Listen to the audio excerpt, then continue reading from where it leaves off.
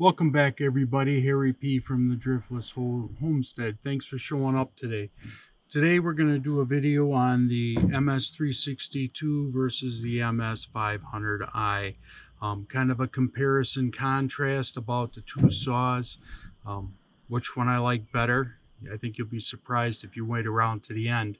There's a lot of people talking about the 500i. It does have some intriguing attributes. So let me go through one at a time first. So here's the MS362. The MS362 is a 59cc saw with 4.6 horsepower. The predecessor to this saw was the Stihls 034, which is almost identical in stats and power.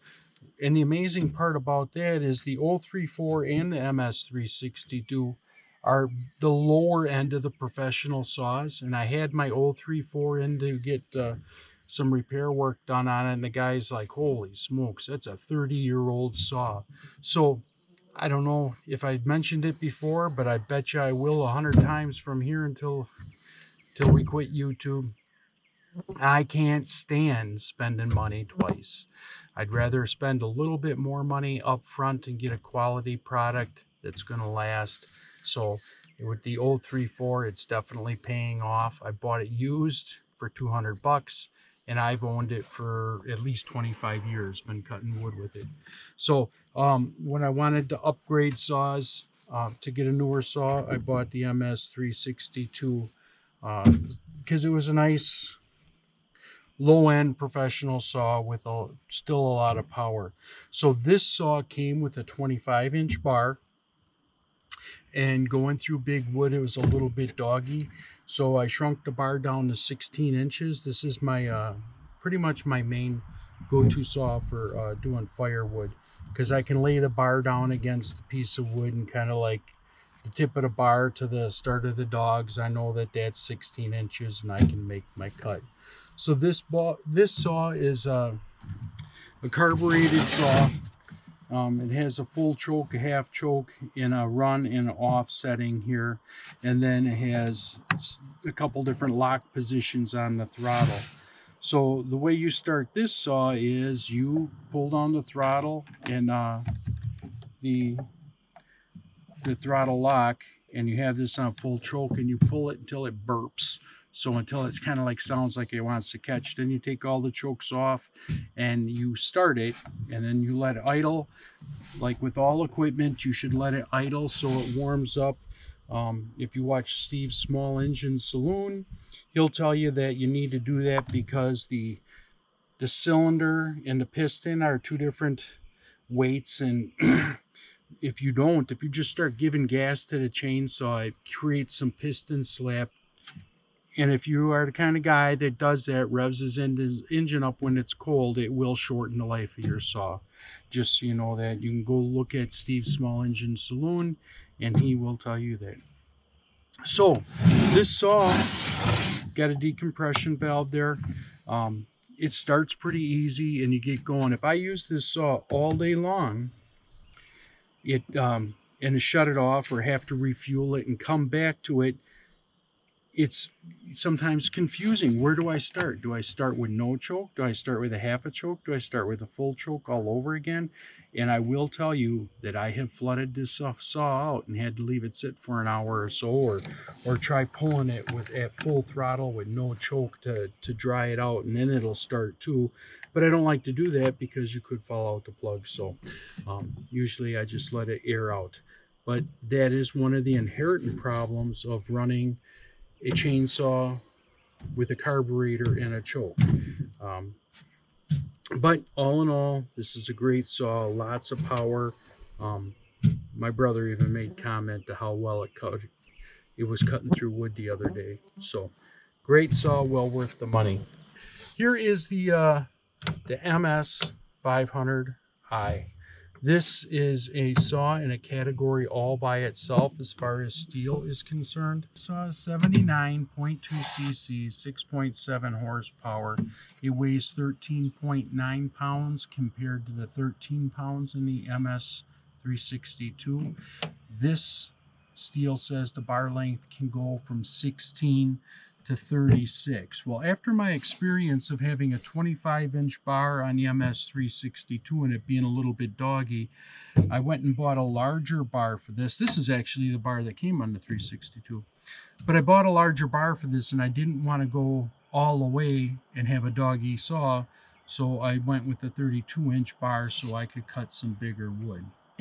So with this being 6.7 horsepower versus the 4.6 horsepower in the MS362, this has 30% more horsepower than the MS362. This is a great saw, lots of power. I fear that, you know, the bar length could get people in trouble, you know, because people tend to stand up and not bend over then and cut with the tip, which, you know, you yield all the leverage to the saw then, and you could have a problem with kickback. But, you know, I got the 25 instead of the 36 at least on here. So let me quick go over the operation here. So on this saw, instead of having the choke and you put it on full choke, full gas until it burps, then you shut all that off and then just pull it till it idles. This one is the world's first electronic fuel injected chainsaw. And where this one excels better than the MS362 is you don't have to put any thought into it whatsoever. You pump the primer button 8 times, you hit the decompression valve, you pull it out all the way. Usually it starts on the second, maybe the third time, but almost always on the second time, and it starts up right away. Then it has this kill switch. Some people think that this is an on-off button. It's not. It's just a kill switch. You don't have to push it to start the saw. You just pump up the prime it with the bulb there, and then pull a lever and it goes, and then you hit that to kill it. In conclusion, MS362, MS500i. I'm not going to pick either saw because they're both phenomenal saws. They have the 362 has a great power to weight ratio with the 16-inch bar, and the 500i can get a lot of work done with the 25-inch bar that it has on there, or the 32-inch bar that I bought for felling bigger trees. So I would say both. Situationally, they're both great saws, and they're both my go-to saws.